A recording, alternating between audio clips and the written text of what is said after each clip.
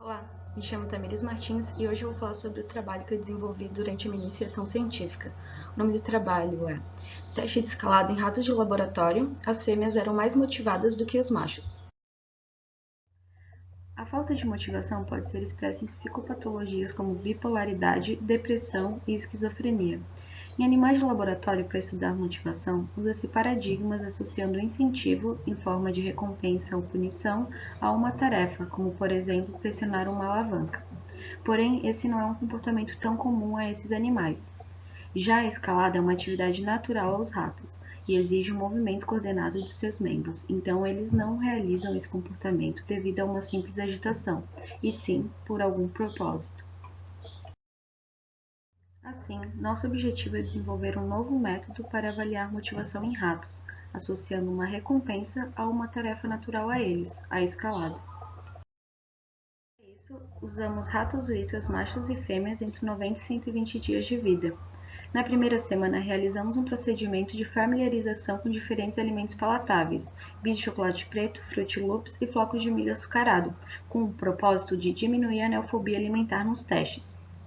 Então, a cada dia era colocado na caixa de moradia, contendo 2 ratos, 2 cestos com uma unidade de cada alimento palatável. Era deixado por 24 horas, verificado se haviam sido ingeridos e repostos. Na segunda e terceira semana, fizemos o teste de preferência por comida em uma arena de 100 cm². Primeiro, realizamos uma sessão de campo aberto para os animais se familiarizarem com a arena e a sala de experimentação. Já na semana seguinte, colocamos as 3 opções de alimentos palatáveis em cada canto e também a ração, e ambas as sessões tiveram duração de 5 minutos. Para verificar a preferência, calculamos a diferença entre os percentuais de tempo de exploração nas duas sessões, a fim de excluir um viés de preferência pelo canto e não o alimento. Nas últimas semanas foram realizadas sessões de teste de escalada. O animal era colocado na caixa acoplada à escada do aparato e deixado explorar. A sessão PT ou pré-sessão durou 15 minutos e continha alimentos no abrigo superior. No dia seguinte, antes da primeira sessão, foram sorteados os grupos, os reforçados com alimentos ou grupos espontâneos sem alimentos. As sessões 1, 2 e 3 duraram 5 minutos, e a segunda e terceira sessão ocorreram nas mesmas condições da primeira. Todos os testes foram gravados para análise posterior do vídeo com o programa gratuito EthoWatcher. Aqui à esquerda tem uma ilustração do aparato com suas medidas. A cor da luz da sala de experimentação era vermelha, escolhida com base em resultados anteriores, onde os animais mostraram uma maior frequência total de comportamentos comparados à luz branca, e também uma menor heterogeneidade. O catálogo comportamental foi baseado no local em que o animal explorou do aparato, mas a categoria de maior interesse foi a escalada. A significância do efeito do sexo, reforço e treino foi testada por ANOVA de 2 vias com medidas repetidas. Nos casos em que ocorreram interação, realizamos um teste T com correção do Welch nas comparações entre grupos e teste T pareado para as sessões. O tamanho do efeito foi medido com Partial Edge Square e Hedge G. As barras em cinza representam a média das fêmeas e em branco dos machos, com o erro padrão da média, e cada ponto é um animal. Na primeira sessão, os machos se expuseram mais ao centro da arena, e na segunda sessão, com o alimento, a exploração central não teve diferença estatisticamente significante. Também, ambos os sexos apresentaram uma diminuição na exploração central da arena quando nela haviam alimentos nos cantos, mostrando o interesse por eles.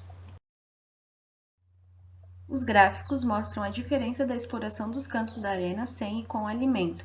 À esquerda, fêmeas e à direita, os machos.